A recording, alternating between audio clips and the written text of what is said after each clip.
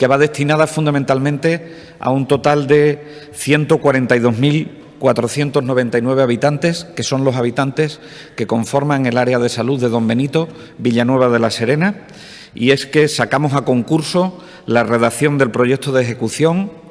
de estudios de seguridad y salud, la dirección de obras, directores de ejecución de instalaciones, telecomunicaciones, helipuerto y urbanización para las obras de lo que será el nuevo hospital de Don Benito, Villanueva de la Serena. Cumplimos de esta forma el compromiso que adoptamos en nuestro programa electoral y posteriormente en nuestro programa de Gobierno. Se saca a concurso con un importe de 1.150.000 euros y un periodo de ejecución, puesto que es una modificación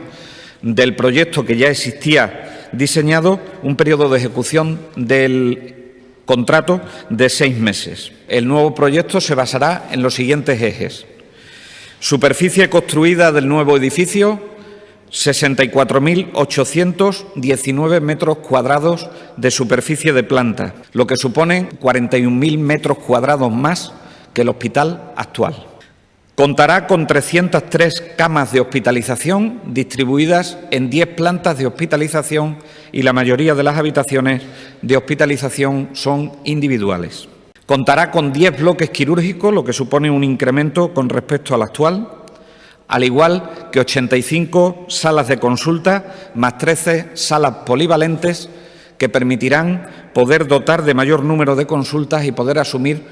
con mayor celeridad las necesidades de salud de la población a la que atiende. Una parte del edificio destinada exclusivamente a la realización de cirugía mayor ambulatoria que requiere un mínimo de ingreso, como mucho de 24 horas, para realizarse las intervenciones quirúrgicas. Incorpora un área de obstetricia con 3 salas de paritorios,